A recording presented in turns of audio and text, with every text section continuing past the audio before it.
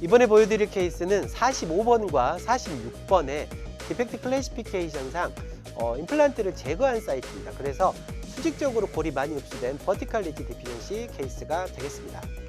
환자의 정보를 먼저 보시면 63세의 남자 환자시고요. PMH상 크기 소견은 없었습니다.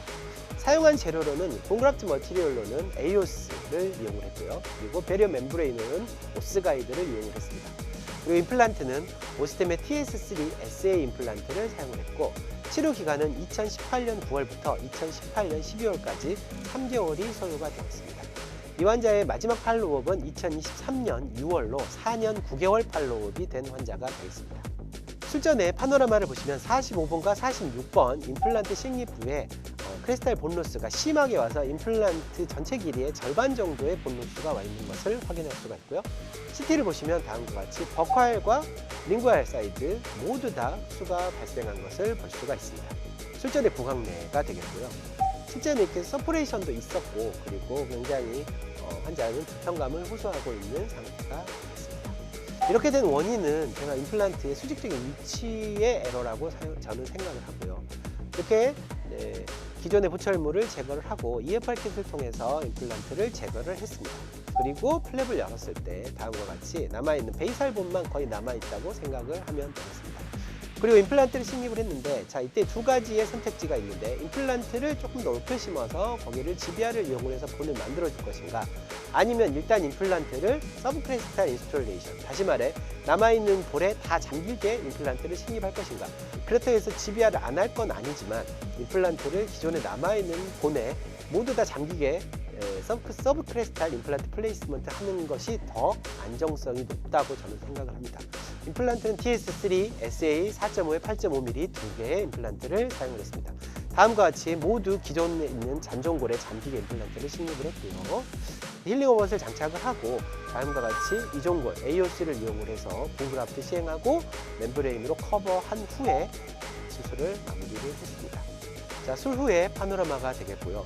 기존에 식립되어 있던 임플란트와 비교했을 때 굉장히 수직적인 위치에서 차이가 많은 것을 확인하실 수가 있습니다. CT상을 보시면 다음과 같이 기존골에 다 들어가 있기 때문에 임플란트는 잘 유지된, 식립된 것으로 확인이 되고요.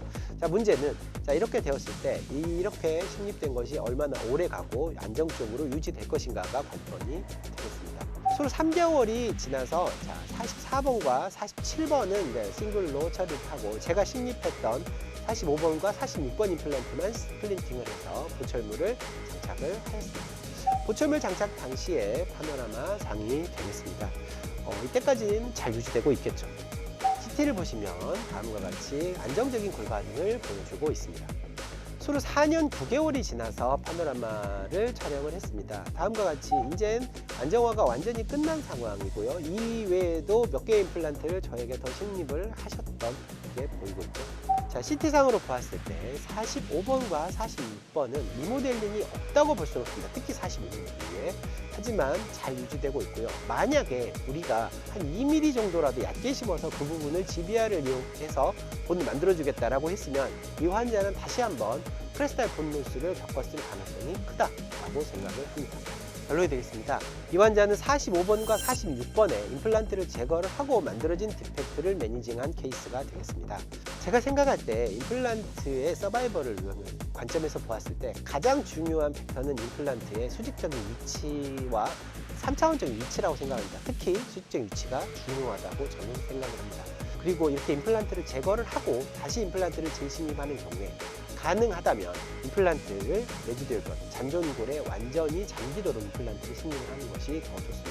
특히 이 볼륨 오고미테이션은 동종골이나 이렇게 흡수가 많은 인식제를 사용을 하는 것은 굉장히 위험하고요. 이종골 같은 흡수가 느리고 리모델링에 저항할 수 있는 고리식제를 사용하는 것이 이렇게 임플란트를 제거를 하고 다시 임플란트를 식립을 할 때에는 필수적으로 중요하다고 할 수가 있겠습니다.